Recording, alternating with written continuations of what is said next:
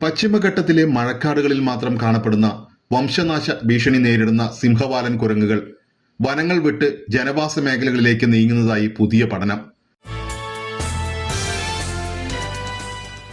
പശ്ചിമഘട്ടത്തിൽ 800ഓളം സിംഹവാലൻ കുരങ്ങുകളെ ജനവാസ മേഖലകളിൽ കണ്ടെത്തിയതായും റോഡ് അപകടങ്ങളും വൈദ്യുതി ആഘാതവും ഉൾപ്പെടെയുള്ള ഭീഷണികൾ ഇവ നേരിടുന്നതായും ഗവേഷകർ പറയുന്നു. റെഡ് ലിസ്റ്റിൽ ഉൾപ്പെട്ട ഈ ജീവിവർഗത്തിന് ഇന്ത്യയിൽ വന്യജീവി സംരക്ഷണ നിയമപ്രകാരം പരമോന്നത സംരക്ഷണമാണ് നൽകിയിരിക്കുന്നത്. നിലവിൽ ലോകത്ത് 2500ഓളം സിംഹവാലൻ കുരങ്ങുകൾ മാത്രമാണ് അവശേഷിക്കുന്നത്. തമിഴ്നാട്ടിലെ ആനമലൈ മലനിരകളിൽ ഇവയുടെ വലിയ ജനസംഖ്യയുണ്ടെങ്കിലും ചായത്തോട്ടങ്ങൾ, റോഡുകൾ, വൈദ്യുതി ലൈനുകൾ, മനുഷ്യവാസ കേന്ദ്രങ്ങൾ എന്നിവ കാരണം മഴക്കാടുകൾ വിഘടിച്ചതോടെ ഭക്ഷണത്തിനായി ഇവ മനുഷ്യരുടെ വീടുകളിലേക്ക് എത്തിത്തുടങ്ങിയിരിക്കുകയാണ്.